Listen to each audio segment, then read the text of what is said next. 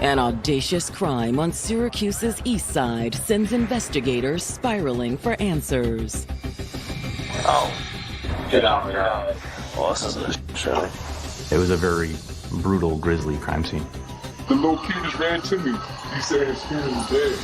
It's a crime of anger, someone who is very upset with that person. It definitely devastated me because now in my head it's like, why? Before long, detectives are hot on the trail of a heartless killer. There had been history of physical and psychological abuse. He had both motive and proclivity to commit this crime, but he was nowhere to be found. That gave us a really strong indication that he was on the run. But her loved ones won't stop fighting until they see justice served. He took a life that didn't belong to him, and he thought he was going to get away with it. He has no remorse. He does not care. This is a selfish and evil crime. Any red flags of abuse or a bad relationship, just run. Just get out. September 15th, 2021. Summer is coming to an end in Syracuse, a city regarded as the economic and educational hub of upstate New York. It's known as the Central City in upstate New York. Approximately 150,000 people. We're most well known for Syracuse University, but the city itself has been one of the more violent places in upstate New York. Because of that, we have an entire unit that investigates homicides in the city.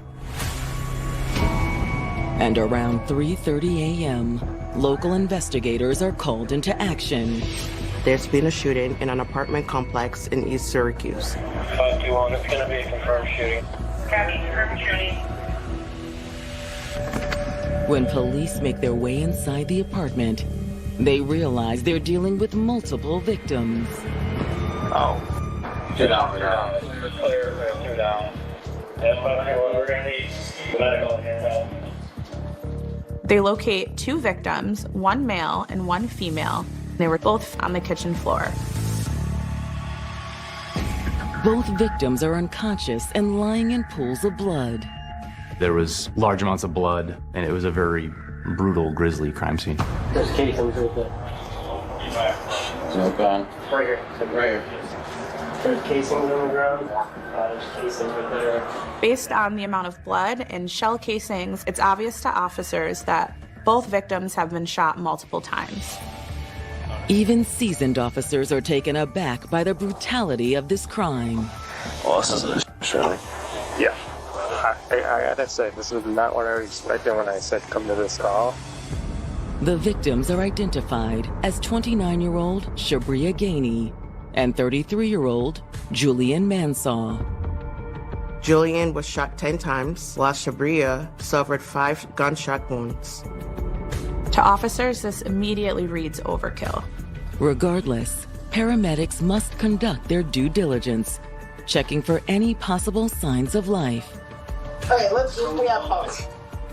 Sadly, there's nothing the paramedics can do for Julian. So there is no pulse. They were too late to support and help him. Julian is already dead. But to everyone's surprise, there is hope for Shabria. You say you got a pulse on her? Yeah. She has been shot in her arm, her back, and her chest, a total of 5 times. But as EMTs check for a pulse, they notice that she's still alive. Girl. Somebody get that However, if there's going to be a chance of saving Shabria's life, paramedics are in a race against time. Let's bring the girl out this way, Brett. You're going to take her out in the hallway. They waste no time loading Shabria into the ambulance. As she's raced to the hospital, paramedics do everything they can to save her life. The big question right now is, will it be enough? For 29-year-old single mother Shabria Gainey, nothing was more important than family. She's very outspoken. She's also very overprotective. She don't play about her family. She was outgoing, friendly, very family-oriented. She hung out a lot with her sisters. We was very close. We had a great relationship. We laughed, we danced, we sang, we cracked jokes about people in the family and stuff like that. She's always laughing, she's always smiling. She called herself Looney Tunes for a reason, because she is goofy. Always making people laugh, kind of like, I would say like life of the party kind of thing. We always had a great time. Shabria dreamt of letting her outgoing personality shine for the world to see. She actually wanted to be a singer or a dancer. She loved to dance and sing, and she was very good at it. But she had 2 boys that she had to focus on. It was hard for her, but she loved being a mom, and she showed her kids lots of love. Her worry was more making sure that she had a legacy for her boys. She wanted to make sure she could make any type of positive life she can with the boys. She was a good mom. She loved those boys, and those were her life. Like many other young women, Shabria also longed for a life partner. But finding the right man proved to be a challenge. In 2021, she just got out of a rocky 3-year relationship. It was mostly drama or them arguing about something. She said, oh, this is not working. I'm going to move on. And Shabria didn't waste any time jumping back into the dating pool.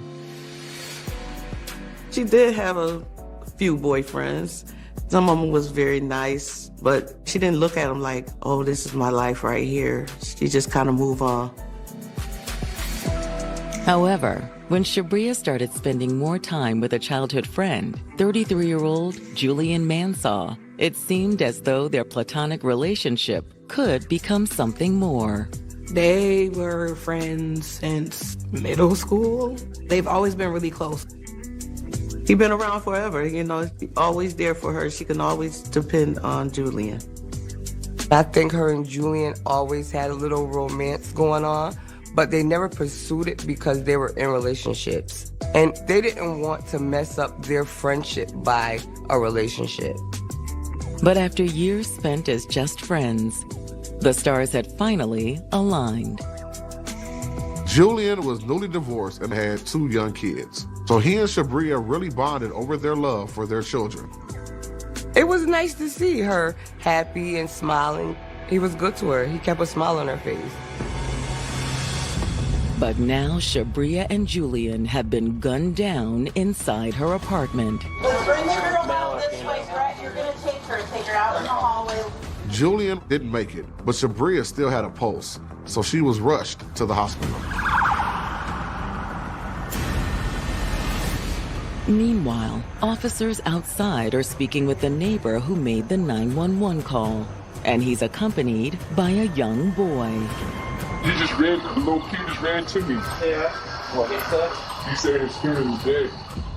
It seems Shabria's 6-year-old son was the one who found her and Julian. Did he also witness what happened?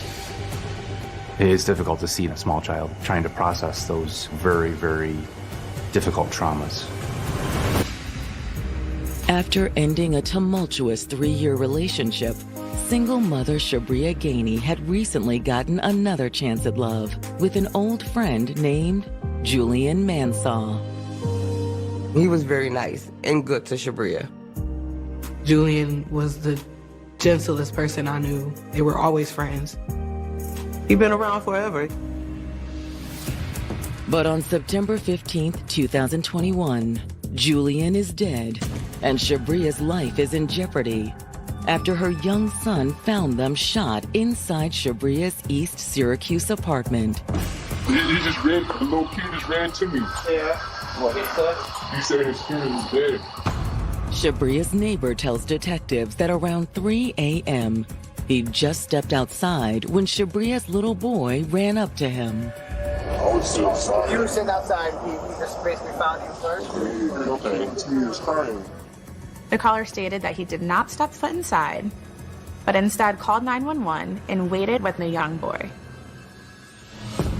The officers decide to take Shabria's young son aside to see if there's anything else he can tell them about what he witnessed. Why don't you come with me, little man? You want to have a seat in here for me, buddy? That was a very difficult interview for him to get through, especially. He is 6 years old. It is difficult to see that in a small child, trying to process those, very, very difficult traumas. He said he heard shots, and he said he stayed in his room because he was scared. And when shots stopped, he came out, and he said they was all in a lot of blood. And so he ran out and tried to get help. Fortunately, Shabria's other son was spared the nightmare his little brother endured. That night, the father of the oldest one took him, and she had the little one. As police continue questioning Shabria's young son, they realize he won't be able to give them much more information. Who else was in the apartment besides your mommy? Have you seen that man who was in there before?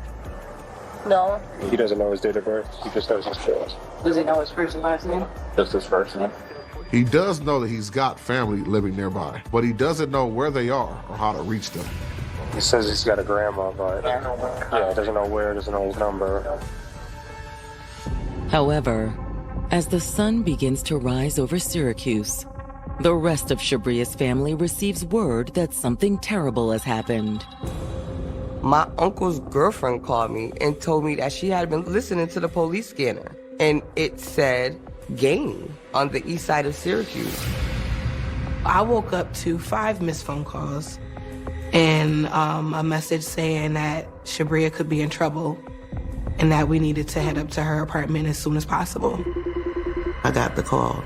It said, get to Shabria's house ASAP. Something happened. Shabria's family began to show up on the scene and demand answers from police. My Aunt Melissa was out there. We all were out there. Shabria's kid was in the car with this CPS worker. We got a call that our family member is in trouble. We need to know what's going on. At least something. But with an open investigation in process, getting any answers from the officers is easier said than done. Ma'am, I have nothing for you. I seen a lot of police and it was taped off. We didn't know who was hurt in the house or how bad it was or anything, and they weren't really telling us much. So it was terrible. We were very much panicked. I just got the call from the neighbor. That's the reason why I knew. It's an ongoing investigation. I can't say anything. Really? Really. It's very common in homicides, especially, to have family members have very big reactions. So I don't begrudge anybody that has a big reaction to that. You want to be as helpful as you can, but it's difficult to toe that line between telling the family everything and protecting the integrity of the case. Obviously, they got a crime scene to focus on, but we're trying to figure out where my sister is. They took a long time to actually tell us anything. We stood outside for an hour waiting to hear something. Finally, there's some news. And they said 2 people was hurt and Shabria was at the hospital. Shabria's family rushes to her side, but upon arriving at the hospital, they learn it's too late. Despite doctors' best efforts, they were not able to bring Shabria back from the brink. My sister is dead. In Syracuse, New York, 29-year-old shooting victim Shabria Gainey has just passed away at the hospital from her injuries. My sister is dead. She didn't make it. I'm not really one to be emotional, whatever, when it comes to certain things, but that broke me. Yeah, that broke me. She was still fighting, like the fighter she was. I'm shocked that she passed. She was a big fighter. As Shabria's family tries to come to terms with the tragic news, investigators continue searching the crime scene for clues as to who did this. There's an open window, and investigators surmise that's how the killer was able to enter the apartment. Inside the house were multiple .40 caliber casings. The police recovered at least a dozen spent casings from the kitchen floor and underneath the fridge. There are also multiple projectiles embedded into a nearby couch. I think any police officer is going to look at that scene and see that it's pretty clear that it's a crime of anger, someone who is very upset with that person. In their search for answers, the investigators circle back around to Shabria's devastated family. Learning that terrible piece of news, it's a very difficult thing to process. It's a very difficult thing to understand that their family member's no longer here and they're not coming back. How is her little boy doing? He's okay. We kind of explained it to him too, that she's still with you. She's in heaven now, but she's always gonna be with you. And he did very good. I think for a 6-year-old, better than I did. Detectives confirmed to the family that there was a second victim, Julian Mansaw. It definitely devastated me because now in my head it's like, why? Because Julian was the gentlest person I knew. Do you have any idea who may have done this? The family has an immediate answer. At this point, when I realized it was Julian, we knew what happened, we knew who did it. There was no doubt at all. It had to be Shabria's ex, Bruce. The family explains that Shabria had broken up with 39-year-old Bruce Miles about a month ago in early August. Let's be real, I never liked him. I just never seen anything positive with him. The family states that Bruce is violent, he's abusive, she's been trying to separate from him, but he's refusing to let her go. There had been, a history between Bruce and Shabria of physical and psychological abuse. There was just something not right about him. He would threaten her or tell her he's gonna do this or do that, but she wasn't afraid. I'm tired of you. I'm leaving you. I am done. She told me she was leaving him. She made her decision and she went and followed through with it. According to the family, though, Bruce refused to leave quietly. Unfortunately, Bruce did not take that very well, and he became enraged and hit her. Bruce, during that time, according to what Shabria said, had choked her, punched her, and kicked her, and thrown her down. Actually, she finally called the police. She wanted him arrested. I'm gonna call the cops. Go for it.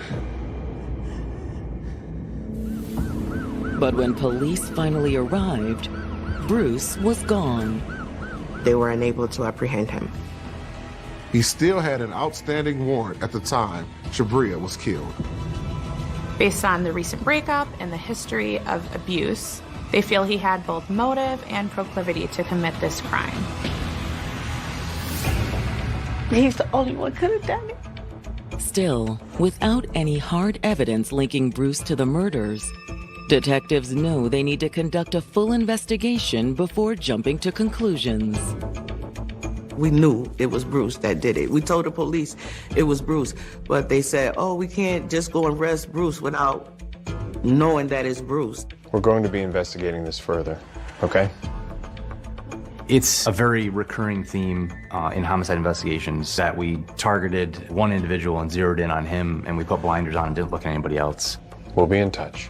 We do everything we can to be as objective as possible and focus on the actual evidence, as opposed to, having a theory and then making our pieces fit after that. Back at the station, detectives begin ruling out any other possible suspects. We also looked into potential persons of interest in Julian's life, and we didn't see anything in Julian's life that would indicate to us that Julian had any enemies. For any sign of Bruce's white sedan, detectives comb through video footage collected from surveillance cameras near the crime scene. There was a lot of video in this case from cameras that are set up throughout certain areas of the city that SPD owns and operates, from residential cameras and business cameras. A large part of what we do is we expand our investigation out and we track persons of interest or vehicles coming to or going from the scene before and after the crime. When detectives start scouring through the footage, it doesn't take them long to find something. Around 2:45 in the morning, we see a car leave from the area of Shabria's apartment. The vehicle was a white sedan. It's the same type of car that Bruce Miles drives. Syracuse detectives investigating the double homicide of 29-year-old Shabria Gainey and 33-year-old Julian Mansaw believe Shabria's ex, Bruce Miles, is behind the sordid crime. And they've just located surveillance footage that bolsters their theory. Around 2:45 in the morning, we see a car leave from the area of Shabria's apartment. The vehicle was a white sedan. It's the same type of car that Bruce Miles drives. Using the footage obtained from other cameras across the city, detectives begin tracking the white car and recreate the path it took after leaving Shabria's apartment.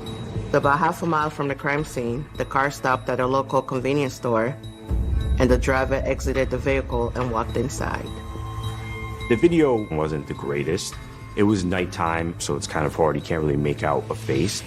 After leaving the convenience store, the driver heads south, eventually pulling over along the banks of Onondaga Creek, a shallow waterway running through the city. Detectives now believe the murder weapon was disposed of in that creek. Next, detectives are able to track the path from Onondaga Creek to the final destination, which happens to be Bruce Miles' residence in South Syracuse. The footage prompts detectives to leap into action, hoping the current hasn't carried away whatever Bruce threw into the water. We responded down there, and it was thankfully a low tide at the time. At first, there's not much to see. There were a couple plastic bags from what I remember. But further investigation reveals a treasure trove of evidence. Sitting on top of the handle of that bag was a live .40 caliber round, and there was just a ton of ballistic evidence and gun evidence in this area. We found multiple magazines and multiple live .40 caliber rounds of ammunition. The same caliber, kind, and color, actually, that was found where Shabria and Julian were found. Hoping to find a literal smoking gun, detectives call in the dive team. And they hit the jackpot. The dive team came and found an actual firearm inside the creek, right in the same path of where we found these other particular items. It was a .40 caliber Smith & Wesson. Back at the station, detectives run the gun's serial number through their system. They find out that it has been stolen from Dayton, Ohio, out of the owner's vehicle. Unfortunately, that doesn't help link the gun to Bruce Miles. However, the evidence is compelling enough for detectives to get a warrant to search the home Bruce shares with his mother. The white sedan is there, but Bruce is not. When they executed the warrant, Bruce was nowhere to be found. Inside the home, they don't uncover any evidence that directly links Bruce to the crime. His mother stated that there was no way Bruce could have committed the murders, as he was home from 1 a.m. to 7 a.m., which is the time frame when the murders occurred. His mom told us that he was sleeping on the couch downstairs. But near the front door, something catches their eye. When we're talking to the mother, we find large suitcases in her front hallway. There were multiple suitcases as if someone was packing for a trip. To detectives, the discovery immediately sets off alarm bells. That gave us a really strong indication that he was on the run. Syracuse detectives have zeroed in on 39-year-old Bruce Miles as the prime suspect in the murders of his ex-girlfriend, Shabria Gainey, and her new boyfriend, Julian Mansaw. And after unearthing some damning evidence, police now believe Bruce is trying to evade them. There were multiple suitcases as if someone was packing for a trip. That gave us a really strong indication that he was on the run. Ma'am, can we speak to you for a moment? And even though Bruce's mother claims he was home with her all night between 1 a.m. and 7 a.m., investigators aren't buying it. He was here last night. We have footage that proves otherwise. We were able to definitively say with camera footage that that's not what happened. They have his car on surveillance, leaving Shabria's apartment complex around 3 a.m. The detectives tell Bruce's mother about how they tracked his movements all the way to Onondaga Creek, where they found the gun that killed Shabria and Julian. The creek was just a couple blocks from Bruce Miles' home. This is a mountain of evidence against Mr. Miles. Where is he? I don't know. You sure about that? That's when Bruce's mother starts to cave. Okay. She admits she gave him a ride to the bus station earlier that morning around 3:30 a.m. However, she was unsure where he was going. Why are these suitcases still here? They wouldn't let him take them all. Bruce tried to bring those suitcases with him to the transport center, but he was unable to because they only let him bring a certain number of luggage items. Armed with this new information, detectives head to the bus station, hoping to figure out where Bruce went. We were able to find that he had purchased a ticket at 3:30 in the morning for a bus from Syracuse to Columbus, Ohio, which was supposed to arrive at 2:10 p.m. This is right around noon that we learned this information. With only a couple of hours before Bruce is due to arrive in Columbus, detectives quickly reach out to their counterparts in Ohio. We're able to contact their warrant squad in Columbus, and they were gracious enough to help us take him into custody. Officers in Ohio arrive in the nick of time, just as the bus is pulling in. They reacted in record time, and the fact that they were able to get to the Regional Transportation Center while the perpetrator was still on the bus was incredible. Bruce Miles. Yeah, you under arrest. As soon as Bruce exits the bus, they're able to apprehend him and take him into custody. He did not resist arrest. He was taken into custody without incident. I felt like it was stupid to run. There was a lot of drama. We were so happy that they caught him finally. That's what everybody was hoping for, because we thought he got away. The detectives back in Syracuse are eager to speak with Bruce. Once we learned he was in custody, we drove directly to Columbus, Ohio to attempt to interview him, and he declined our efforts to have a conversation with him. He was subsequently extradited back to New York. Bruce is charged with 2 counts of first-degree murder. First-degree murder is a rare charge in New York State, reserved for only the most heinous and serious crimes. Murder in the first degree, you need aggravating factors. And in this particular case, the aggravating factor was that 2 people lost their lives at the same time. But without a confession, prosecutors will have to work overtime to craft their theory of what really happened on the night of September 15th. When he actually got into the apartment, then just rage came out.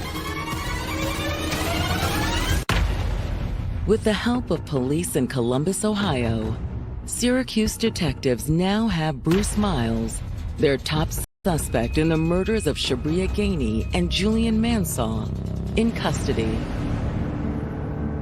I was happy that they got him, but I was still sad because he took my best friend away. We formally charged him with murder in the first degree because he had killed 2 people.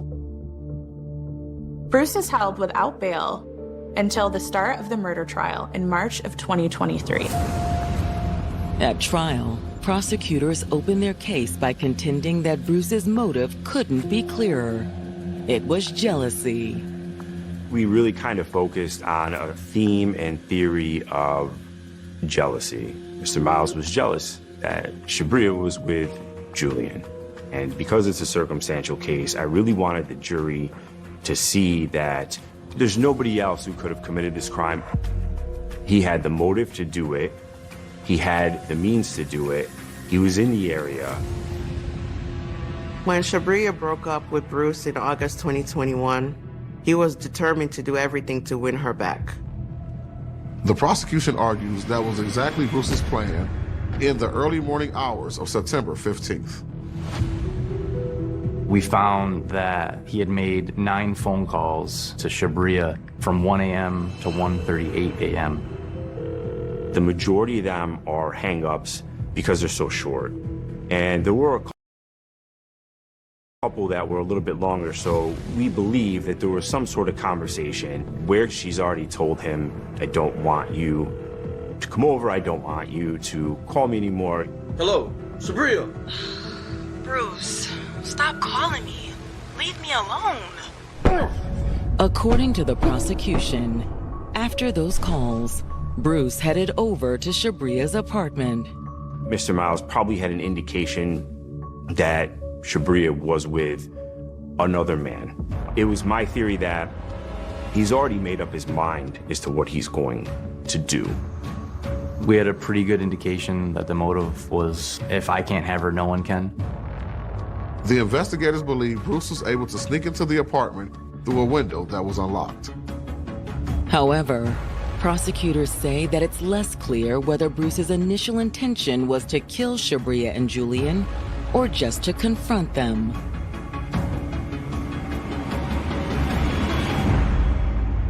Who is this? I think that wasn't necessarily a crime of passion, but I believe that when he actually got into the apartment, then just rage came out. Shut up! The prosecution argues that Bruce lost it because what he wanted did not happen. He was super angry to find Sabria with another man. Man, just calm down. Calm down. Calm down. He fired off more than a dozen rounds at a defenseless Julian and Shabria, hitting them each multiple times and killing them both. His emotional regulation was non-existent, and he was really just seeing red and seeing rage, and nothing was going to stand in his way of ending their lives. After the shooting, he fled the scene, tossing the gun in Onondaga Creek, before heading home and plotting his escape to Ohio. In an act of bravery, Shabria's own son, now 8 years old, takes the stand to testify about the horrors he witnessed that night. They put him on the stand, and I think he did a great job. He got up there like a big boy and said what he needed to say. He told what happened to his mom the best he could have. I was very proud of him that he was strong enough to get up there. And he definitely got that from his mother.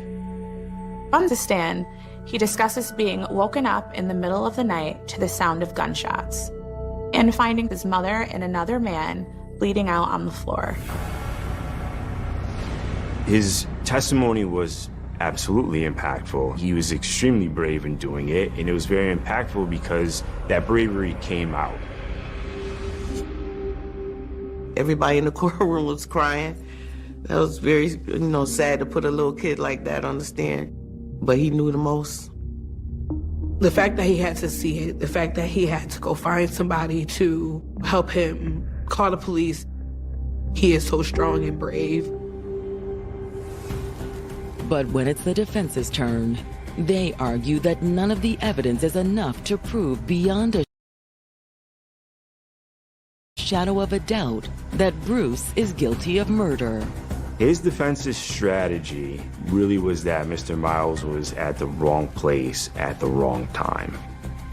Bruce's defense also states that there's a reasonable explanation for him to have been in the apartment complex, as he has a friend that lives in the area as well, and they had plans to spend time together that night.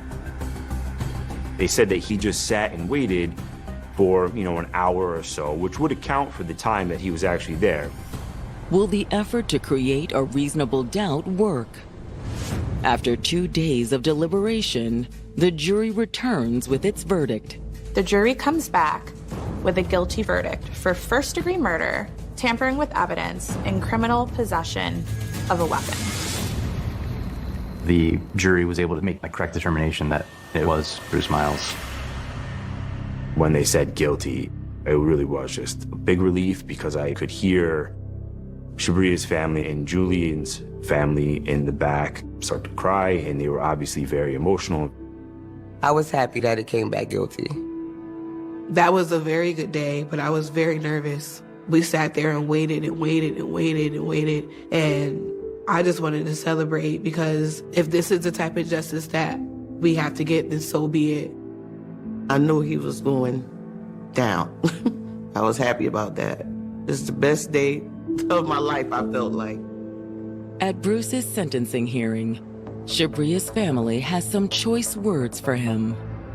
They discuss how difficult it has been for Shabria and Julian's children to cope with the loss of their parents, especially Shabria's son, who now suffers from PTSD and night terrors. The fact that he had to see it, the fact that he had to go find somebody to help him, the fact that he's involved, period, like, no, I'm not okay with it. But even faced with all the grief he's caused, Bruce refuses to admit his guilt. He told the court, I'm not going to apologize or say I'm sorry because I have nothing to be sorry about.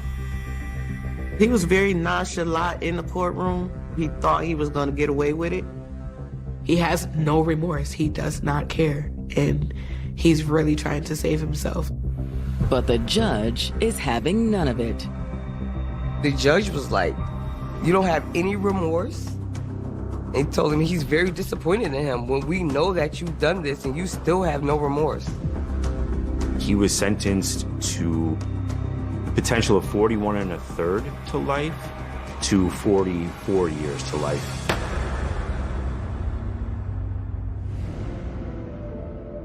Most likely, Bruce will never see life outside of prison again. However, for those left behind, it still doesn't feel like enough. I was glad that he was getting such a high number, and obviously he has life on the back end of it. But in my opinion, I thought he deserved life without parole. I think he should do life. He took away a life. He took a life that didn't belong to him. I was happy, but at the same time, like I said, it doesn't bring her back. It doesn't bring Julian back either. Mr. Miles is where he belongs. He took away somebody's sister, somebody's daughter, somebody's mother. He took away a son, a brother, a father. And again, for just really no good reason. Whenever somebody loses their life, there's always more than one victim, especially in this case. Anybody who loved Julian or anybody who loved Shabria, they're also victims, and especially Shabria's son. He's strong. He's in counseling. He didn't really talk too much before, and now he opens up and talks. He's doing very good. Better than I thought he would. He's doing great. I have this huge picture in my room of Shabria, the beautifulest picture ever. And when I feel down or whatever, I may talk to that picture, let her know how much I miss her. And I wish she was here. I would give her a big old hug and a kiss and tell her I love her so much. There's so much she's missing that she should be here for. We all miss her down here. Yeah, she's missed a lot. It has devastated us all in some form and fashion. And the family has sage advice for other women who find themselves in a similar predicament. Any red flags of abuse or a bad relationship, just run. We have other women in our family. I try to tell them, learn from what happened to Shabria. Just get out.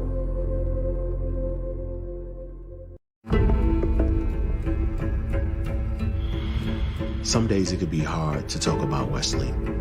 That's my blood, that's my cousin. Those will always be his friends, but they won't look out for him like I would look out for him. The firefighters are there thinking they're gonna put out just a brush fire, but the closer they get to it, they start smelling the distinct odor of flesh. We're thinking betrayal, we're thinking finances. I mean, everything from a business deal that goes bad and there's a lot of money involved. If you can't trust your boys, who can you trust? This is a textbook case of a revenge murder. They wanted payback.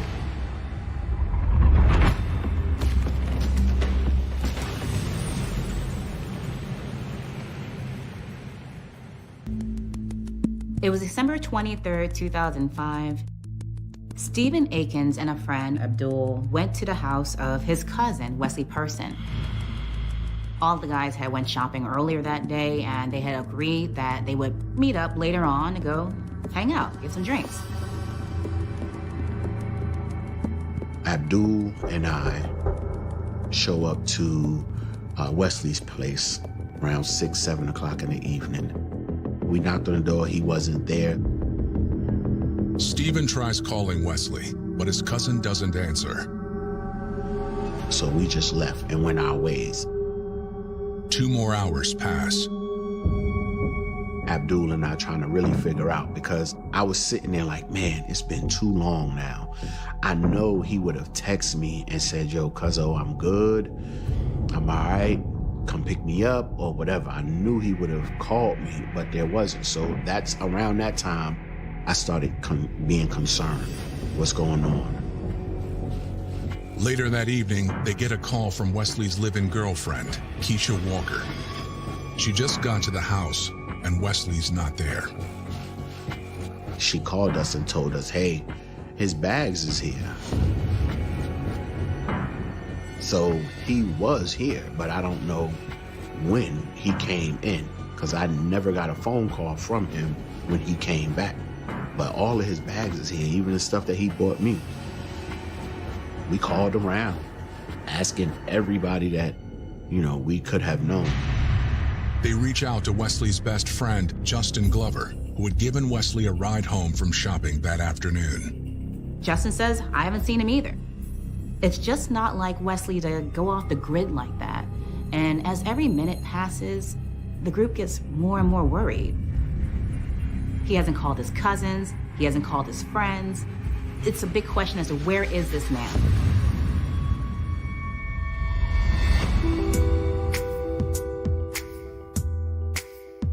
Wesley Person was born in Brooklyn, New York. He and his siblings were raised by his father. His dad was a strict kind of guy, a man's man, but he was loving. Wesley had a brother and a sister, and as far as his mom goes, the family they just don't talk about her much. Wesley's family had strong family roots in New York. He was especially close to his cousin, Stephen Akins. We did a lot of things together as a family. Wesley was my older cousin. He was about maybe 4 years or 3 years older than I was. So even though he was my big cousin, we both played that part of making sure that we looked out for each other. He had a great imagination and he loved a lot. He loved to see smiles on people's face, and he was a jokester. Wesley was very quick-witted and he was very protective, and that made him very popular among his friend group in high school. Wesley's best friends outside of the family were 2 guys he grew up with in the neighborhood, Abdul Macaulay and Justin Glover. Those 3 were close childhood friends. I'm talking elementary school, staying in each other's rooms, sleepovers, bunk bed talk, all of that good stuff. Now, this is a tight group of guys. They did things together. They knew each other's families. If you ever saw one of them, you saw all of them. They just stuck together in a pack. In 2000, Wesley's crew decided to move from Brooklyn to Harrisburg, Pennsylvania. Lower cost of living, better job opportunities, and since these guys often made big decisions together, this was no different. But there was only one person missing from the group, and that's the cousin, Stephen. Now, Stephen is like a brother to Wesley, so he wants his brother with him in Harrisburg. Wesley ended up calling me and asking me, hey, there's a lot of opportunity here for you. And for real, I'm here by myself. I got my friends, but ain't nothing like actual blood family. So I took him on the offer. All right, I'm not doing nothing where I am, so why not come down there and hang out with you? Fast forward 5 years, Wesley is settled in Harrisburg. He's comfortable, he likes his neighborhood, he's meeting new people. He's putting down roots, he's making new friends, and one day when he was out on a walk, he met a girl named Keisha Walker. Keisha was a nice person, very outgoing. They got to know each other, and before you knew it, they fell deeply in love. It only took a couple months before they moved in together. Keisha Walker was accepted as another member of the group. None of that took place. Because the day before the group was supposed to leave, Wesley has suddenly disappeared. After another 24 hours pass with no sign of Wesley, his loved ones begin to fear the worst. But no one could imagine the events that would soon unfold. It's now Christmas Eve. It's about 1:30 in the morning, and there's a brush fire that is brewing off of I-83 in Baltimore County. It's about 70 miles south of Harrisburg. A volunteer Baltimore County firefighter, he spots this and calls it in. Baltimore County firefighters arrived there and looked down the ravine, and from that vantage point, it looked like a brush fire. But once they got closer to the smoke and the flames, they realized it was definitely not a brush fire. They realized it's a body. They immediately notify police. When I arrived, firefighters were still blocking the road. The fire had been extinguished, and the body is located on this steep embankment that goes down to the riverbed, and it's in this culvert. It was a treacherous walk from the roadside down to where the body was. At this burn site, we have a tarp, construction tarp. You can smell burning of the flesh, burning of the hair. It's a very nauseating aroma that comes about. We can also begin to smell this strong odor of an accelerant, much like kerosene. And so when we get there, we realize that we have somebody who's been rolled up in a tarp and burned. This body was freshly placed there as opposed to have been there for a few days.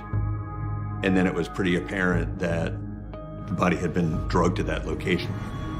Given the steepness of the grade, it was obvious that 2 or more people had to be involved to carry this body from the roadside over the guardrail and down this slick slope without sliding into the river themselves. When authorities open the tarp, they see the victim's face is so severely damaged that an identification is impossible. We could not determine if it was a male or female at that point. Some of my immediate thoughts when I'm evaluating the scene is that maybe this is a young person who overdosed at a party and kids were looking for a place to dump them, and then thinking, if we set it on fire, it'll burn it and nobody will ever know. That was a thing that happened in that time. Kids would have parties at their parents' house without the parents knowing. Somebody would die, and then they would dispose of the body. Then, detectives notice fabric on the victim's wrists. When we see that the wrists are actually bound, then we begin to think that there's something more foul had actually happened here.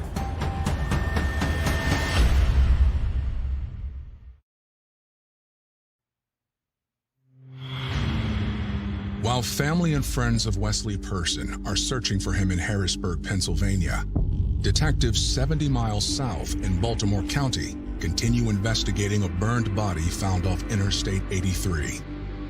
We begin to look closer at the body. And it's at this point that we begin seeing exit wounds from the victim's face. So we roll the body over, and we can now see entrance wounds from gunshots close up at the back of the head. So immediately, we all look at each other and realize we have an execution. When we had rolled the body over to be examined the back of the victim's head, we find this debris. Things that you would see from a construction site. We saw tidbits of what we thought was drywall turned out to be plaster. We saw sawdust and I think it was even like drywall screws. We now see a can that's in between the victim's legs, and the top is cut off and it's charred beyond belief. But it itself actually had that strong aroma of the accelerant that we had been smelling earlier while on the scene. Crime Lab comes in and they put some lights on the scene for us, and we're able to then begin looking around the scene. So we're looking for footprints in the snow. We're looking for anything that may have been discarded that could be related to it. And as we're looking around, we find what looks to be a freshly discarded cigarette lighter. Investigators collect the evidence, and the medical examiner removes the body. We get into the autopsy room, and as a homicide detective at that time, it was a common practice that the detective actually works alongside with the actual medical examiner during the autopsy process. We can now see that we have an African-American male who is light-skinned in color and even has a piece of jewelry, an earring, in his left earlobe. The victim was not just burned, they were shot multiple times to the back of the head, exiting out the front, which makes it really hard to get a dental ID. Then the next step we look at is fingerprints. So when we started to examine his hands, we could see that the ends of his fingers were burned off. They were burned down to the bone, with the exception of a couple of those digits. And on those exceptions, we found just a few slivers of skin that still maintained part of the fingerprint. But the damage is severe, and they only ink a partial print, not enough to run through the database. The last way that we can identify a victim, in this case, is through DNA. And so we take blood samples and other samples for toxicology and for DNA profiling that we hope to do later in the investigation. Unfortunately, the DNA sample will help only if the victim's DNA is already in the system, or if detectives find someone to compare it to. As we're working through this, we become perplexed with how are we going to identify this victim so that we can get more information about their background. And so I realized that as a sketch artist, I can take pictures of the victim here in the autopsy room and then later conduct a post-mortem sketch and then release that to the media in hopes that we can make an identification. And Ken Lang was also a forensic sketch artist. And so he had done a rendering of the victim, drawing of his face, some very distinct features, such as his hairstyle, his cornrows, and there was a pretty distinct earring. Investigators decide not to include the earring in the sketch that will be released to the public. This would be some intimate information that only we as detectives know about this victim. Once the sketch is completed, they were able to share it with law enforcement agencies and news organizations across the I-83 corridor. They shared it from DC, York, Pennsylvania, all the way up to Harrisburg. We don't normally release beyond the Baltimore metro area, but we did. Knowing that we were on that I-83 corridor, we wanted to expand that search. 2 days later, they get a call from Harrisburg. That caller was Keisha Walker. She said that sketch looked like her boyfriend, Wesley Person. Only one thing. She said it didn't have the earring in his ear. As soon as we had this information, we knew that this was probably going to be our victim, Wesley Person.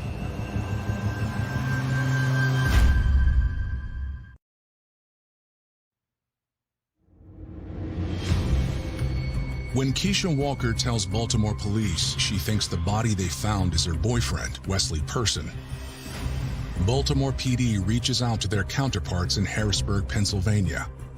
A set of prints they have from a 2001 marijuana charge matches the partial print from the body. It's Wesley. Ken and I immediately jumped in the car and headed off to Harrisburg, Pennsylvania to talk to the caller. And we end up at Wesley Person's house in Steelton, PA. And when we do, we're met with an entourage of friends. At this point, the entire Brooklyn crew is sitting in Keisha's house. Abdul McCulley, Stephen Akins, Justin Glover, all the people who last saw Wesley alive on that day. When we make the death notification, obviously everybody begins to cry and sob. But one person in particular, Justin Glover, becomes extremely upset at this news. In so much that he storms out the back of the house into the backyard and is flailing and screaming. He was really upset. So we asked him for a name and a phone number that we could put down in a report so maybe we can contact him later when he was a little bit more able to speak.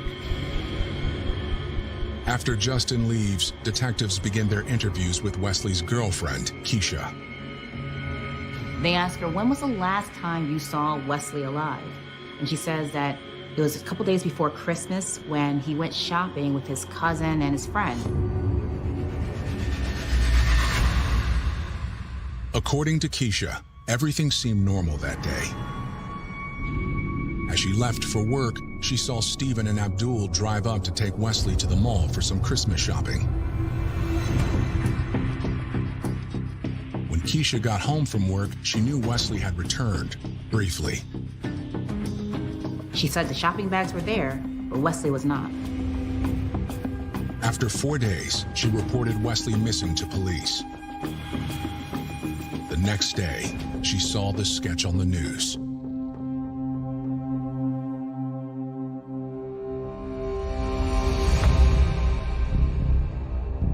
Detectives' next interview is with Wesley's cousin, Stephen, who provides more details about their trip to the mall and the cash Wesley was spending. We stopped at a few places to get clothes and shoes. Myself, Wesley, and Abdul. And the whole time I was really curious because I know that he didn't really have, a lot of money. And with that, it made me curious, like, where is, all of this money coming from? I received a phone call from Justin, and he asked where we were, and I didn't think nothing of it. He's a part of our group. So I told him, yeah, we at Sneaker Villa. Stephen says that as they were leaving, Justin showed up in the parking lot with another friend named Lawrence Morrell. Wesley put his clothes in the trunk. I put my bags in the trunk. After doing that, I opened up the back door and I sat inside the vehicle. They were a little distance away from where we were parked at, but there were a lot of, frustrating talk, hand gestures, but I couldn't really understand what they were saying. But just looking at the lips move and the hand gestures moving, I felt that it was an angry conversation. Wesley walked back over to the car and he ended up telling me that he's gonna ride with Justin. He grabbed his bags out the trunk and he gave me some money. He told me he would get with me later on back at the house. We drove off and I even said that to Abdul, man, something don't feel right. I felt the energy. And that was the last time I seen him. The last time.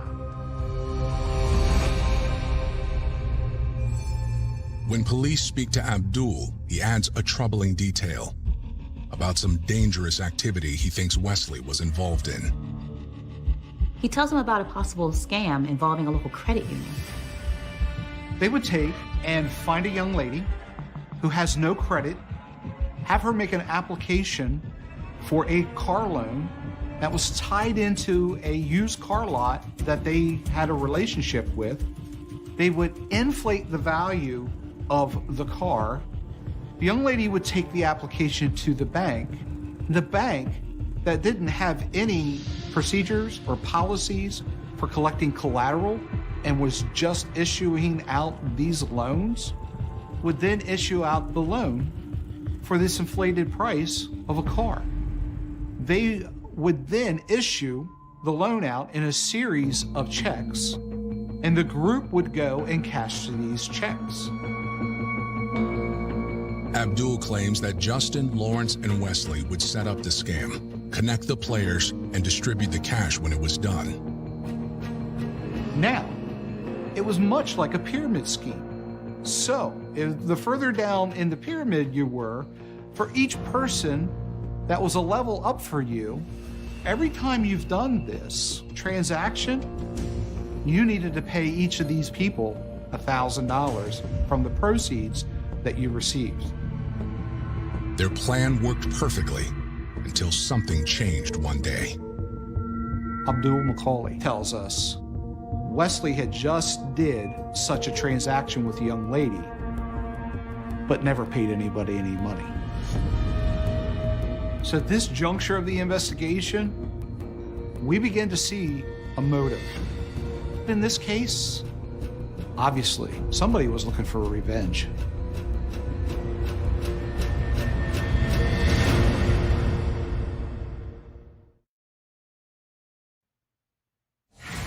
Investigating the murder of Wesley Person, detectives can't get a hold of Wesley's best friend, Justin Glover, who also seems to be avoiding his friends.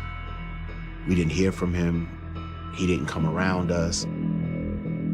But his friends tell police what Justin told them before Wesley's body was found. Justin said that after they took him home and dropped him off after he got his bags out of the vehicle, Justin and Lawrence, I'm assuming Lawrence was with him, that they left and left him in the house. Lawrence also seems to be avoiding detectives, but they have plenty of other leads to follow up on, including Abdul's story about the fraudulent car loans.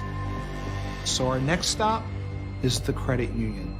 And when we meet up with the investigator at the credit union, we learn a wealth of information. We learn that this banking scheme has been going on for some time. It was like 2 or 3 binders worth of this scheme that had been ongoing. And when she laid it out, she kind of had a high-level summary and an organizational chart of the players that were involved. 3 of the names are very familiar. It was an arrangement with Wesley Person and Lawrence Morrell and Justin Glover to steal, to engage in this bank fraud scheme. We also learned this was the first time Wesley did this transaction, and that he received $20,000 in all from the different checks that were cashed, and that he received it, the last payment, on December 23rd, just in time for Christmas. A woman by the name of Karen was recruited into the scheme. She got a check, she got her cut, and Wesley pocketed the rest. Wesley's share was nearly $20,000. Detectives were starting to get the sense that Wesley's murder was possibly payback for him not sharing that $20,000 with the group. If Wesley cheated Justin and Lawrence out of their cut, their desire for revenge might have been motivated. Townhome, 3 stories, dated back from the early 1900s, has this beautiful old architecture that many of those types of buildings had. Maybe that's our crime scene.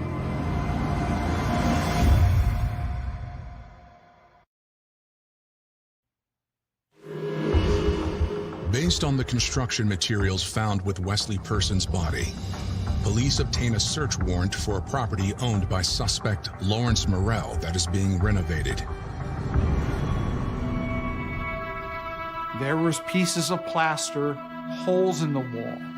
And the first thing we immediately noticed is that the color was the same color on the top surface of the plaster pieces we found in the small of Wesley's back.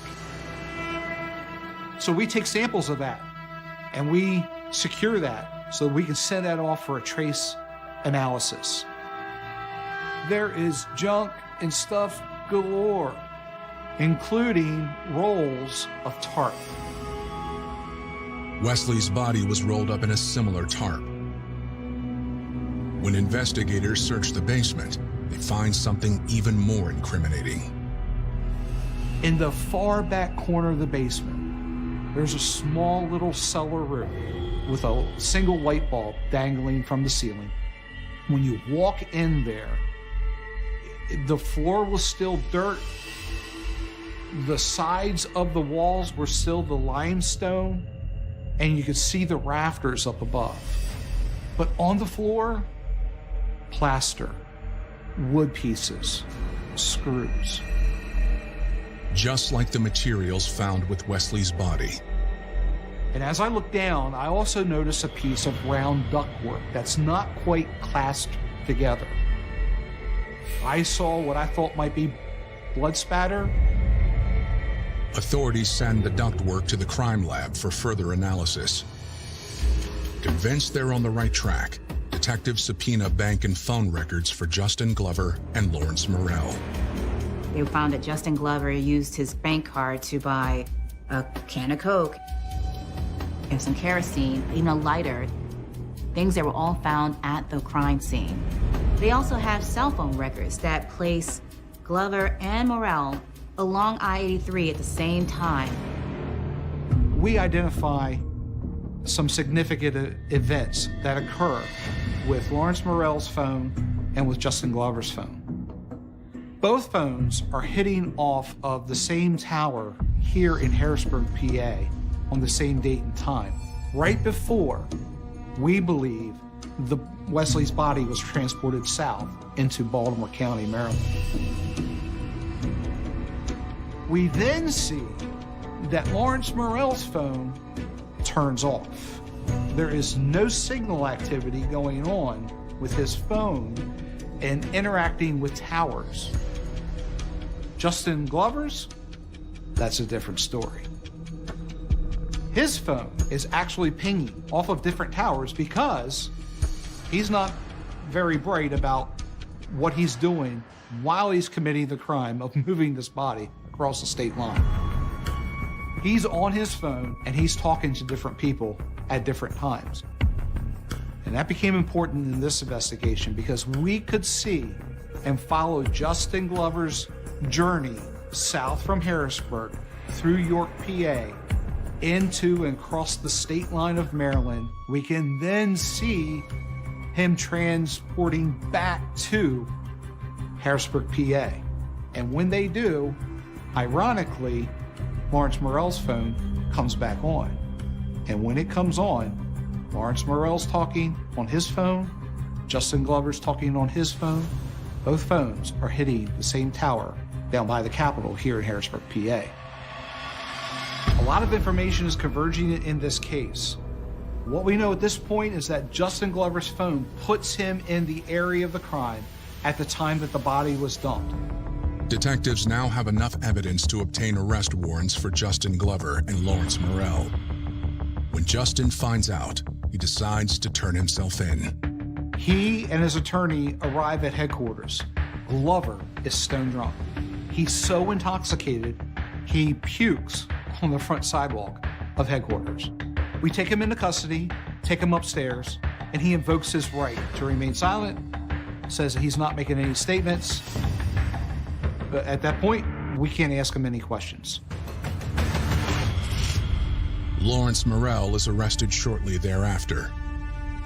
And when he's taken into custody, he also invokes his rights and asks for an attorney and declines to make any statements. The suspects may not be talking, but test results on the blood found in Lawrence's basement tell investigators everything they need to know. When they extracted that blood from that ductwork, and they conducted their analysis, they were able to create and define a DNA profile.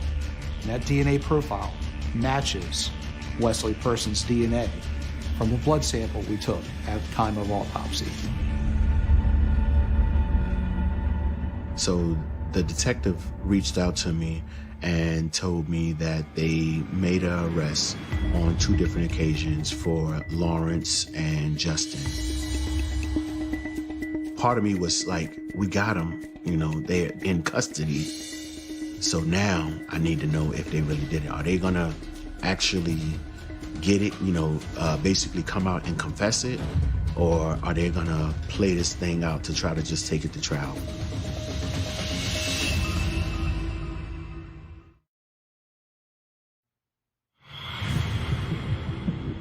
24-year-old Justin Glover and 21-year-old Lawrence Morrell stand accused of murdering their childhood friend, Wesley Person, for double-crossing them in a scam involving car loans. We were convinced that we had the right people. We looked at a long investigation, a lot of circumstantial evidence, a lot of direct evidence, and it painted a pretty coherent picture for us of what had happened in this case and who was involved and who was responsible. The 2 men go on trial in February 2008, more than 2 years after Wesley's murder. There's always an interesting dynamic whenever you have a jury trial, and especially a murder trial. You have victims' families, you have friends and loved ones, not only of the victim, but also of the defendant. And it creates a charged atmosphere in the courtroom. I am angry. I'm talking about angry, angry, angry, to the point where I wanted, like, the anger was taken so far over me that I wanted to put hands on them. These were supposed to be some of the safest people he could be with. And now they're accused of killing him. Prosecutors lay out the evidence for the jury, painting a picture of what they believe happened when Wesley pulled off a scam and didn't pay Justin and Lawrence. This really harkens back to some of the simplest ideas that go in the criminal justice system. There is honor among thieves. There is a code that is understood among thieves. And that code is, we work together, we accomplish our job together, and we share in the proceeds together. And that honor among those thieves was broken. It was broken by Wesley Person when he did one theft on his own. They found out about it, and they took action to enforce the code. According to the prosecution's theory, after Justin and Lawrence confronted Wesley at the mall, they took him back to his house where they made him hand over the money he'd stolen before getting back in the car. I believe that the trust was still there to where they can drive around and go to different places without him feeling any issue of, I'm about to lose my life, until they probably got to that household that they were renovating. They dragged Wesley to the basement.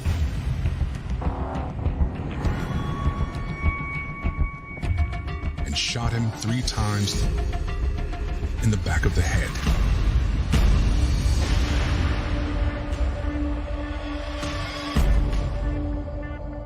To get rid of the evidence, they drove the body of one of their closest friends to a remote location and set it on fire.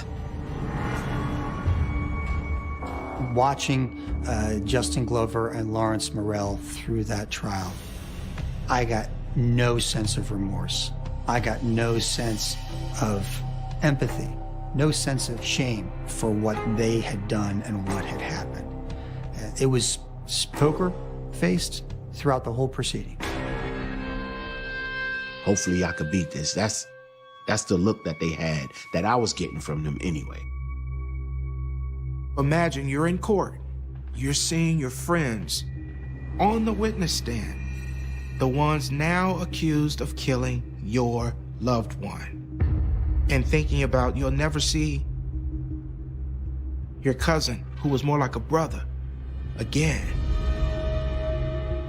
If you can't trust your boys, who can you trust?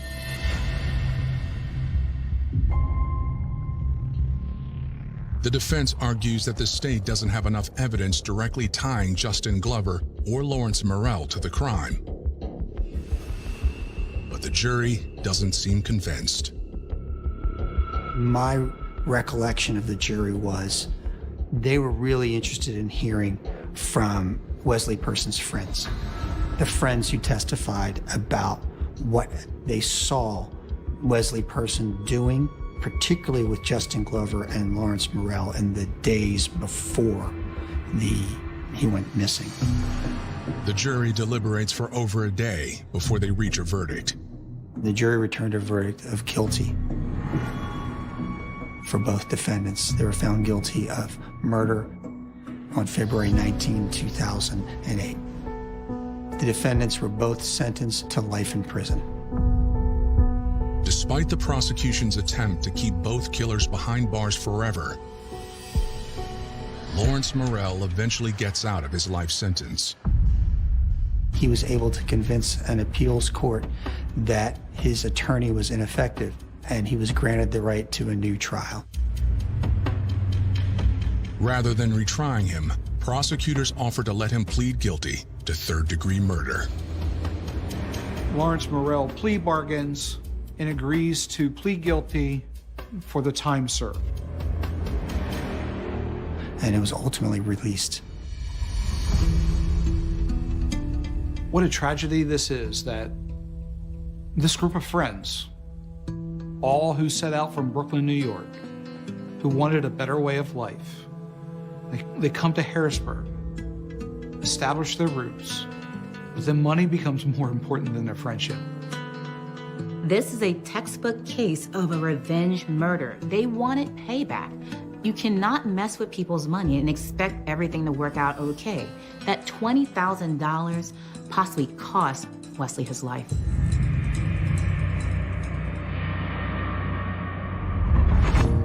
Some days it could be hard to talk about Wesley, because it's basically bringing this whole thing back up again. And it puts me in a place of, man, I wish I would have grabbed him and told him, nah, bro, some way to diffuse the situation. But he has to live on, you know, and not just him, but this is not just for Wesley. This is for the world to see how best friends can kill each other over money. Or how is it that we can't get along together to work things out without bringing violence in it? We're not barbarians.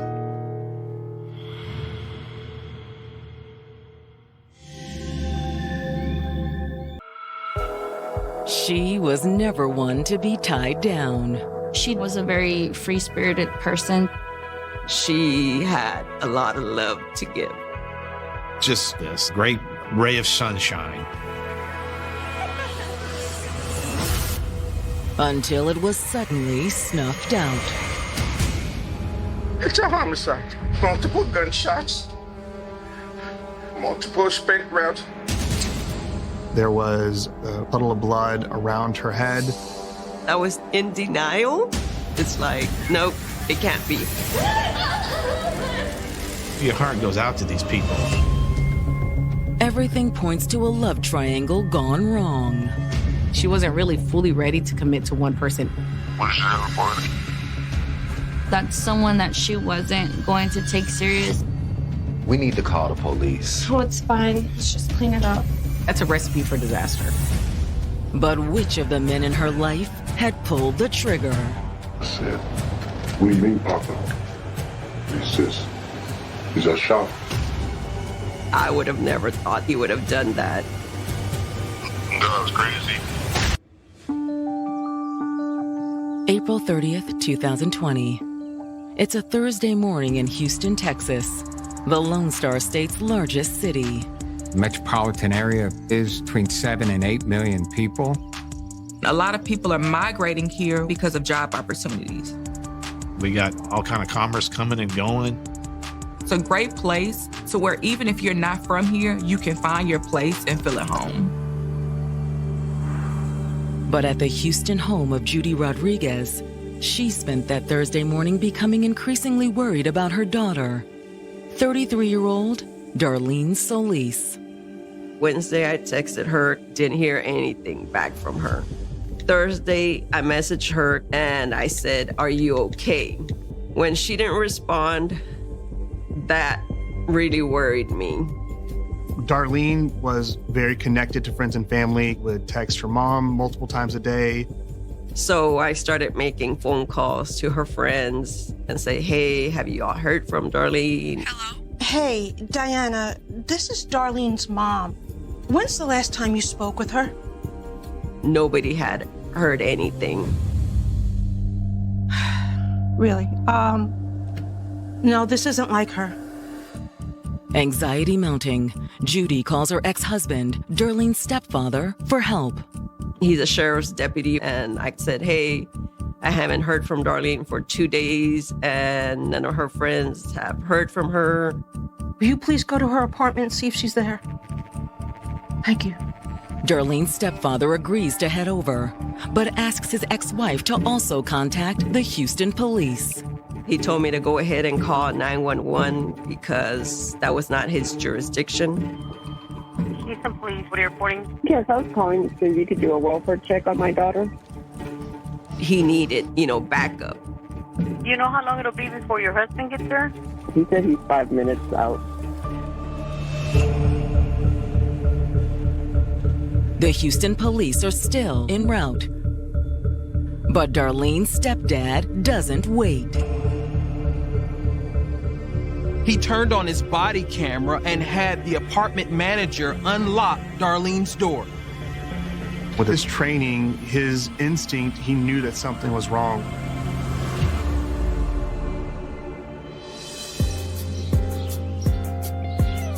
"33-year-old Darlene Solis grew up in a tight-knit and loving family. We had birthday parties at the house, Halloween parties, Christmas, we all got together.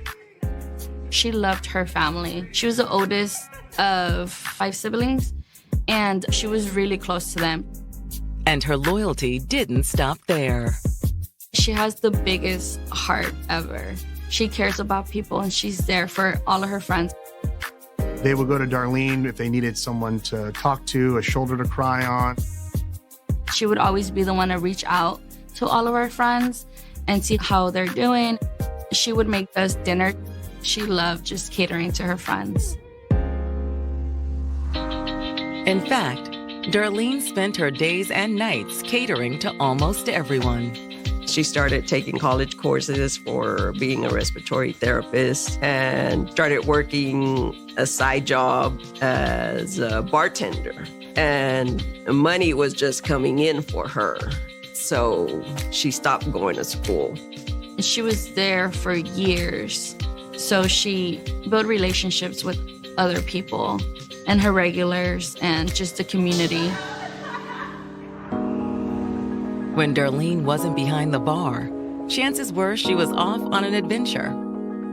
Traveling brought joy to her. She traveled to Japan, she traveled to Vietnam. Even if it was a road trip, she would always make the time to go and travel.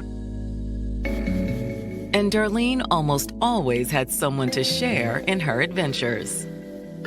Darlene was a very free-spirited person. She had a lot of male friends. One was a construction worker named Corey Campbell. It began through a mutual friend. They had met up at a bar for friends to get together, and then from there they started talking. So you're a bartender? Yeah. Oh, well, I can see that. You're really good with people. Thank you. Yeah. They hit it off. They seemed like a very good match. They dated for the next 3 years. She was happy they did have a good relationship. He was a great guy, very respectful. But in the end, it didn't last. He was on the road all the time, and it seemed like that was hindering their relationship. And when a new job took Corey to Salt Lake City, Darlene moved on to a man named Marcus Jennings. Hey, babe. She said that he was very nice. He treated her so well. How was your day? Better now. And she ended up really enjoying his company. They spent a lot of time together.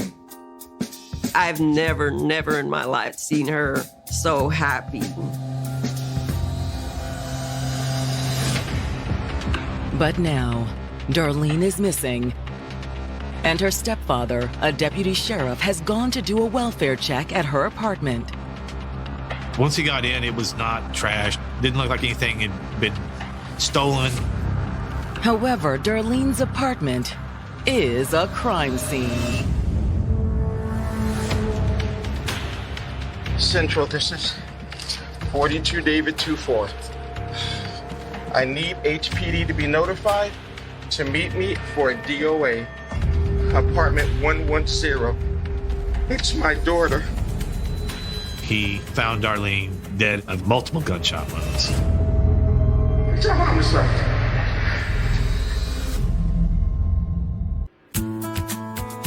After her breakup from Corey Campbell, Darlene Solis bounced back with a new man named Marcus Jennings.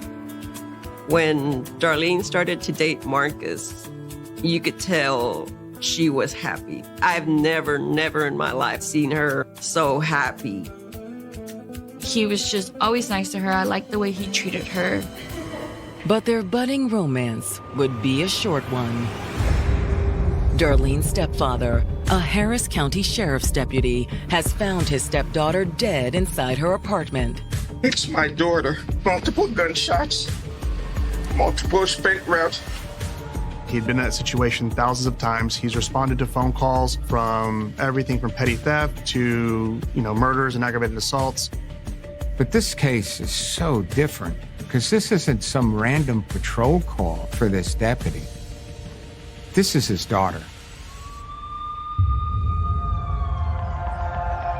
When the Houston police arrive at the apartment, Darlene's stepfather turns the scene over to them. This deputy was struggling with the scene of his daughter and all the emotions that takes place.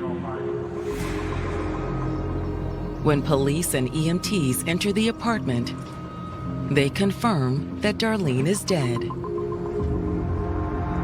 There are no vital signs.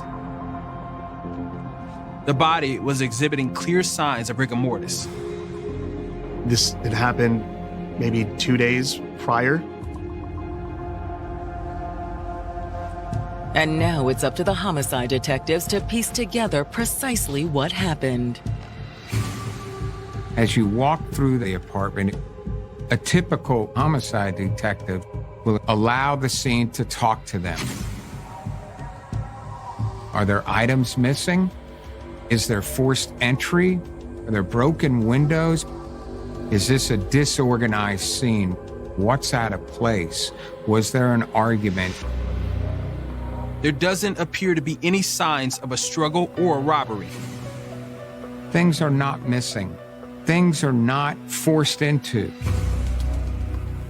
Whoever had killed her, looked like they kind of caught her by surprise. She was just in the bathroom. Looked like she was making herself up to go somewhere. Her body was positioned on her back, facing up, and in a position where it had seen that she had fallen and had remained in that fallen position since the time of her death.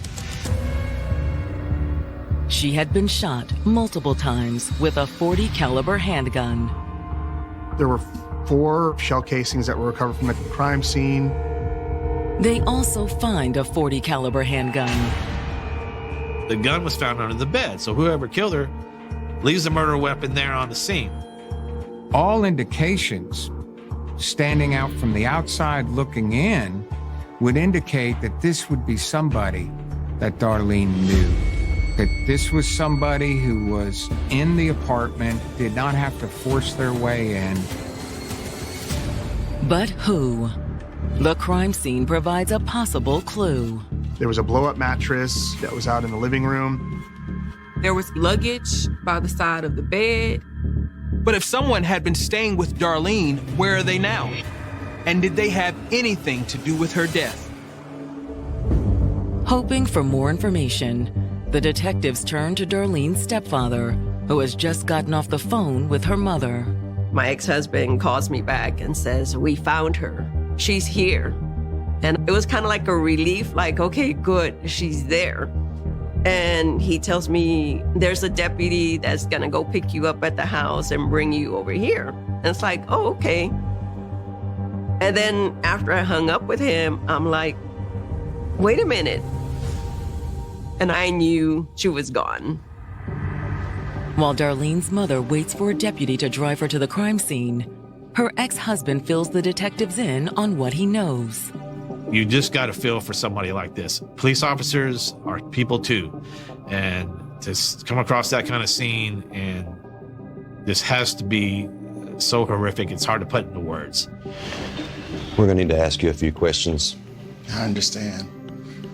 His mind pretty much shut off and turned into his professional role as officer investigator to figure out what he needed to do to make sure that the investigation and everything was done correctly from the start to make sure that whoever did it was held accountable. Kudos to him, because it shows that the strength that some of these people have to draw upon in a situation like that. Do you know of anyone who'd want to do this to Darlene? No, she started dating this new guy named Marcus. It's in that beginning stage where people are enthralled with each other. How many cases have police covered where a boyfriend got jealous and killed their girlfriend? And according to her stepfather, Marcus may have had reason to be jealous. She also has an ex named Corey Campbell. Do you think he had something to do with it? I really don't know, but she did go to visit him last week. Darlene had flown out to Utah to see Corey. She took the opportunity to fly out there, and then they drove back to Houston together. Detectives investigating the murder of Darlene Solis have learned that she had recently flown to Salt Lake City to visit her ex-boyfriend, Corey Campbell. Corey was out of town working, and since she did love traveling, just going anywhere, she took the opportunity to fly out there. She'd gone out and spent a few days in Salt Lake City with Corey. And this new guy, Marcus, did he know she went to see him? I really don't know. Thank you for your time. Thanks, sir. But there may be someone who can help. Darlene's friend, Melissa Hoffman, who arrived at the apartment shortly before Darlene's stepfather.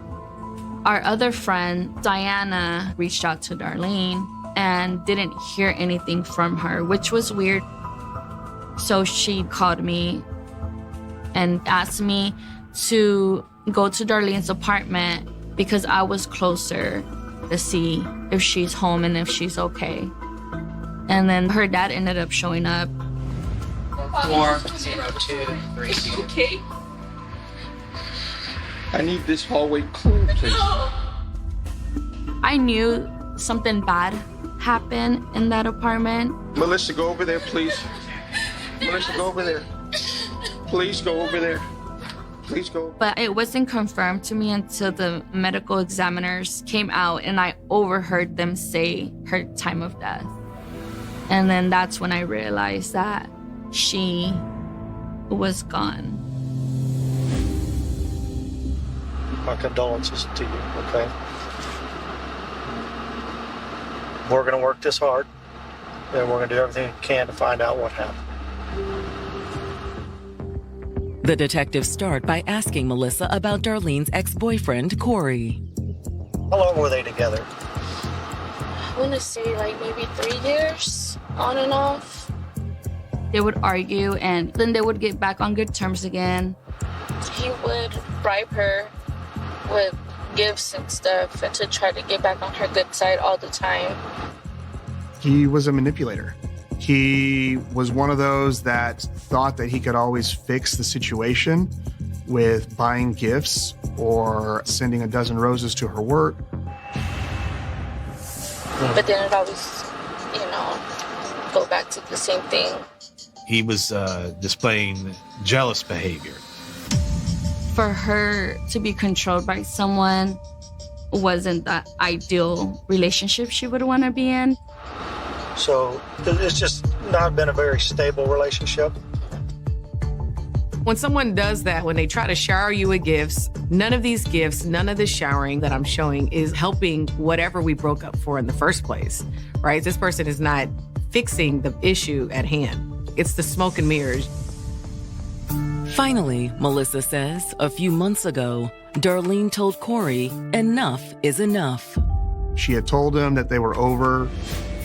But she hadn't cut him out of her life completely. She wanted to stay friends. That's who she was. So Melissa says it wasn't surprising when Darlene told her she was going off to Salt Lake to see Corey. She flew out to Utah to spend time with him. But while she was there, Corey explained that he had lost his job and was going back home to Houston. She allowed him to come back into her home, and she still allowed him to stay there while he didn't have a job or got back on his feet. I didn't think it was a good idea, but Darlene was a very strong-minded person. She was going to do what she wanted to do. However, there was one complication. Darlene's new boyfriend, Marcus. They've been seeing each other for a couple months. And did the ex know about him? I think he knew about him. Marcus knew that Darlene was going to Utah. And when they came back, he knew that Corey was moving in to Darlene's apartment while he got back on his feet. But according to Melissa, Marcus had no reason to be jealous of Corey. Darlene wasn't staying at the apartment with Corey. She was staying with Marcus. It's definitely sounding like a love triangle situation. Or is it? Because according to Melissa, Corey and Marcus weren't the only men in Darlene's life. There was another person who she'd also been dating. What is his name? I don't know his real name. She only knows that people call him JR.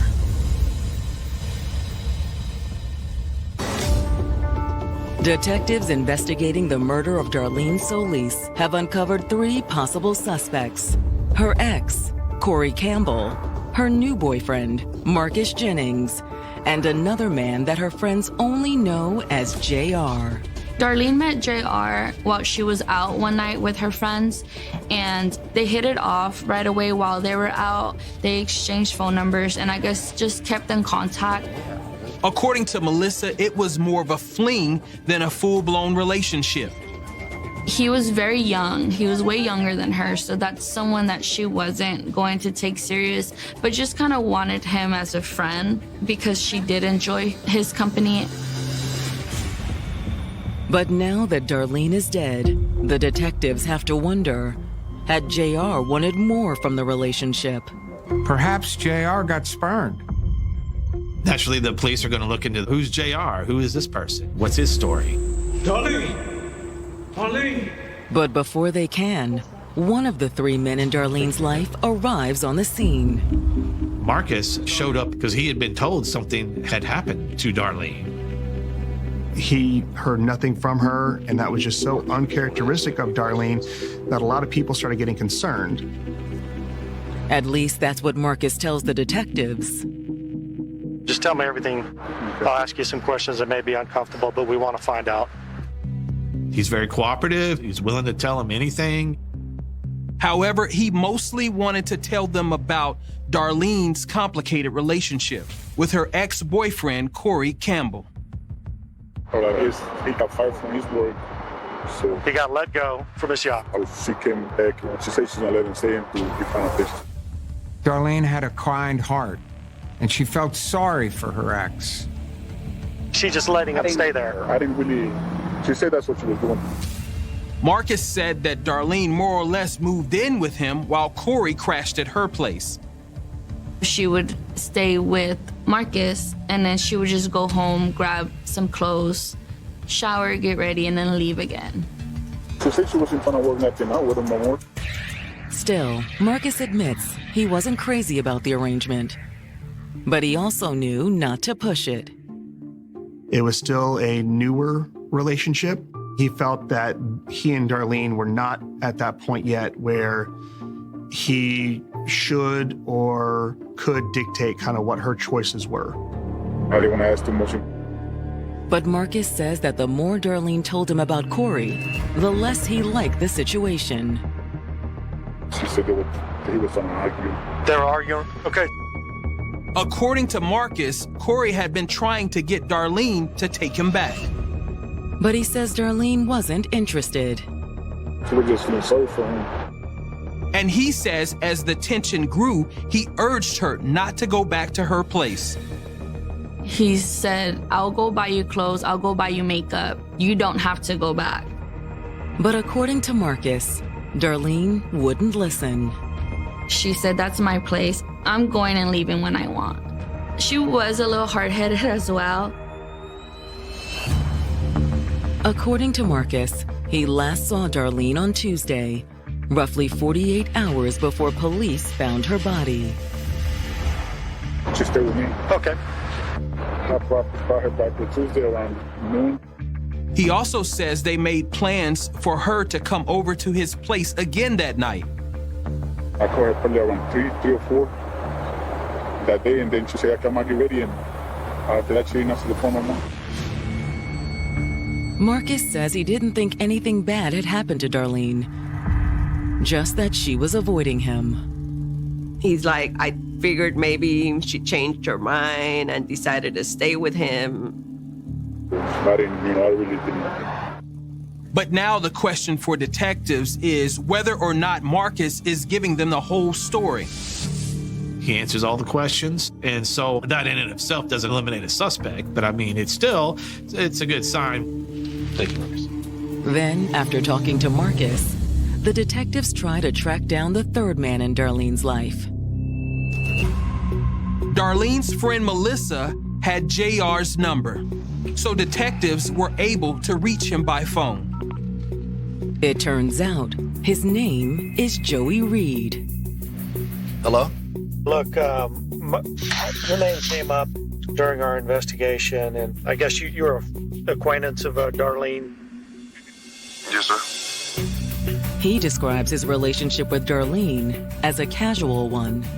It was like more of a friends with benefits type of relationship. Just nothing so serious, but we're just having fun and day by day. JR's account aligns with what Darlene's friend Melissa told detectives about the relationship. Although JR says he hadn't seen Darlene in over a week on account of the Corey situation. What did she tell you about that? Basically, that she was just trying to get rid of him. According to JR, Corey was bad news. JR described Corey as this toxic person. Y'all be sick. God, it's crazy. Hey, you can't leave me. You hear me? You just can't.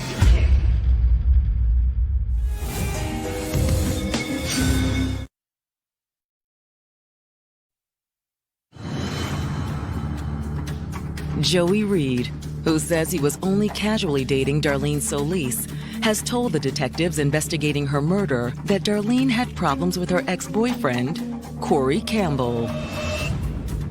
She mentioned that, man, he's crazy. He'll knock on the door and just keep knocking.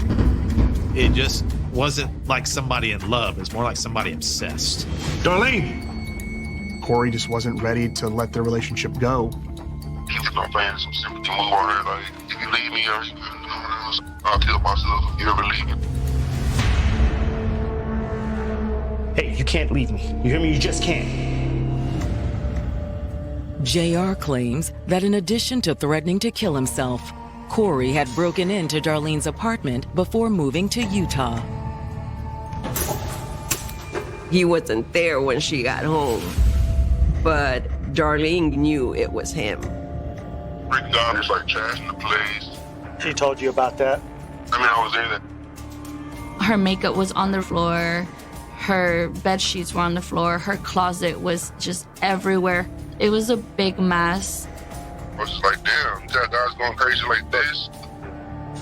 He told her that she needed to make a police report just to have that in writing showing that he did that. She refused to put charges on him, even though everybody told her to.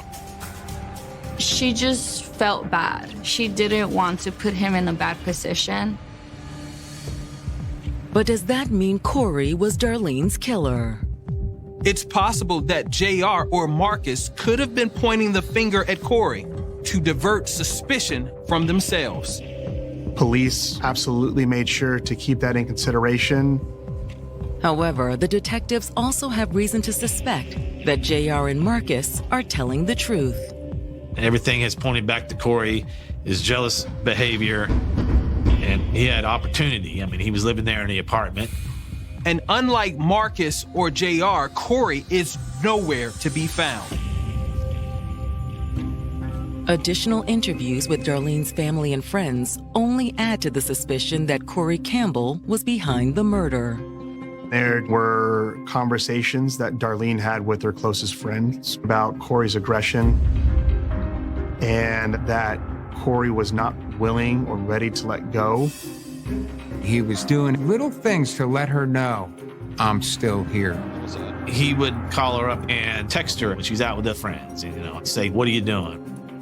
That all added to this general theme of the possessive and aggressive nature that Corey had with Darlene. And when detectives sit down with Darlene's mother, she tells them that she had been worried about Corey for some time. When he broke into her apartment, I kind of realized that he was not good for her. It's like there's this whole other side to him that no one knows about. Darlene's mother also says she had warned her daughter about letting Corey back into her life. I told her, there's no reason for him to be staying at your apartment. And that last day that I saw her, I told her, you need to tell him he needs to move out. He had the ability to go back home, to get somewhere to stay, but it all goes back to power and control. I can control how she views me and how she sees me. She's going to see me as vulnerable and can play on her emotions and allow me to have control over her by being in her space and taking up her space. But while Darlene's mother says she thought Corey was taking advantage of her daughter, she never suspected he would actually hurt Darlene. I would have never thought that he would have done that. I don't think anyone thought that Corey Campbell was capable of this. It's like there's a different side of him that we don't know about. And when the detectives received the forensics results from the crime scene, they further suggest that Corey was capable of murder. The handgun that was discovered under the bed came back as being purchased and owned by Corey Campbell. Ballistics was able to figure out that that was the murder weapon. Now all the detectives have to do is find him. This is somebody who fled and should be considered extremely dangerous.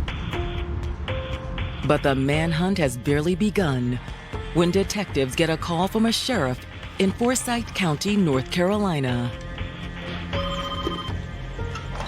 The sheriff tells detectives they were tipped off by someone at a local attorney's office that Corey was in town. He fled Houston and he went to North Carolina to where his mom and daughter live. This guy came into the law firm today with his mother and was saying that he think he killed the girl in Houston. Detectives investigating Darlene Solis's murder have a lead on the whereabouts of their prime suspect, Corey Campbell. They received word from a sheriff in North Carolina that Corey had turned up at a local law firm seeking representation. A friend of mine is a friend of one of the lawyers in that law firm that he showed up at with his mother. Okay. And what was said to the friend of mine from one of the lawyers that was there was that this guy showed up from Texas saying that he shot a deputy's daughter. Darlene's stepfather is a Harris County, Texas sheriff's deputy. The police start working with the authorities in North Carolina to get Corey back here to Houston. We might be able to get a full-blown charge and warrant for murder issued on him tomorrow, and then we'll just let you guys locate him. The officers that were involved out in North Carolina were ready to make sure that Corey was held accountable. The next day, with warrants in hand, North Carolina authorities take Corey into custody. That was a big relief. I'm like, finally, like, we're getting justice for Darlene. It was like the best news that we had received. 24 hours later, the Houston detectives sit down with Corey for the first time. They flew out to North Carolina to try to further the investigation. I mean, it's up to you. Either you want to talk to us or not. If not, okay, I'm not allowed without my attorney. One of my attorneys being you can do what you want. I mean, that's certainly everybody's right, but it can be irritating. Still, the flight isn't entirely a waste. While detectives are in North Carolina, they're contacted by the pastor where Corey's mom goes to church. His mom, she called me, and she was hysterical and upset, and said she needed to talk to me. He says that Corey's mom then put her son on the phone. He said, "Yo, what's up, man?" He was real Becky, and I said, "Hey, what's going on?" And he said, "Some stuff jumped off or whatever." He said, "I just need prayer." So I told him, I said, "I'll pray for you." I said, "But what's going on?" And he said, "One thing led to another, man, and then my girlfriend, we got into it. It just happened." And I said, "What happened?" I said, "Did you kill him?" He said, "Yeah."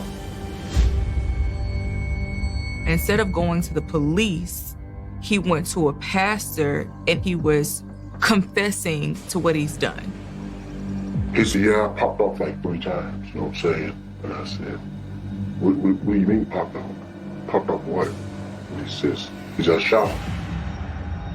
And he's talking to him matter-of-factly, not really seemingly showing any sorrow over what he's done. I said, "Do you know for a fact that she's dead?" He said, "Yes, she did." I said, "Well, how do you know she's dead?" He said, "Well, I shot her in the back of the head."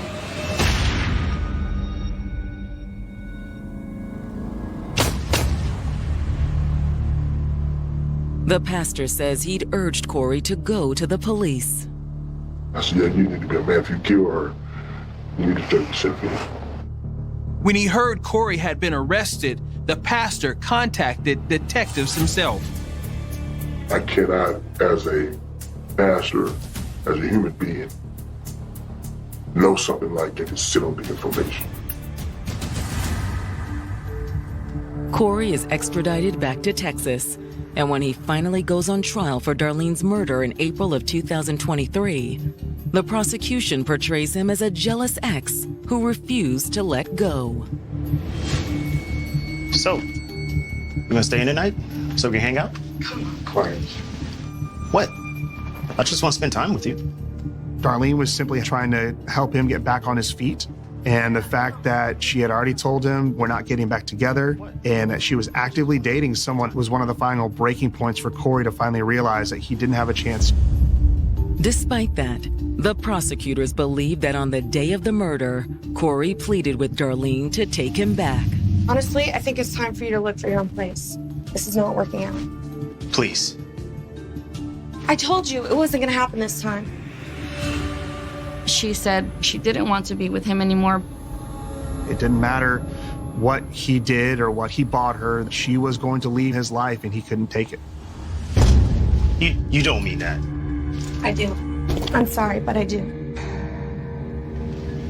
Don't walk away from me. Corey was much more possessive and aggressive than a lot of people knew. He did not see her as a human.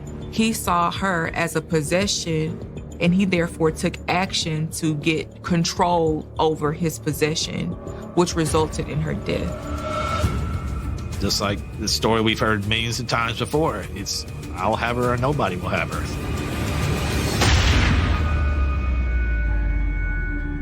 Then he'd stashed the gun under the bed and fled the scene. A lot of these types of crimes are passionate crimes, and they're not really well thought out. When it's the defense's turn, Corey's attorneys put him on the stand. When Corey took the stand, the defense's position was that there was essentially an accidental discharge during the struggle of a gun that led to the death of Darlene. His story wasn't adding up. Darlene was a tiny girl. They were trying to say that Darlene could somehow overpower Corey, that her finger was on the trigger and it went off 2 or 3 more times after she sustained a headshot. And we pointed out all the contradictions and inconsistencies in that statement. Stories about his possessive and aggressive nature. I think it really presented a picture to the jury of who Corey truly was. When the jury returns with a verdict, it's clear they agree with the prosecution's take. They found him guilty of murder. He was sentenced to 40 years, and he has to serve at least half of that before he becomes eligible for parole. That's just kind of isn't fair for the family that he only got 40 years and didn't get life. But I thank God for the guilty verdict. When you lose someone that way, nothing feels like justice, right? No amount of time, no amount of sentencing, because at the end of the day, I still do not have this person that you took away from me. All Darlene's friends and family can do in her absence is hope that her story can prevent others from suffering a similar fate. It's important for victims to realize that they are in an abusive relationship. But a part of that is cutting all contact, because as long as they have that contact or connection to you, they will use that as a way to play on your vulnerabilities. It may be painful at first, but in the long run, you'll be glad you did it. And the alternative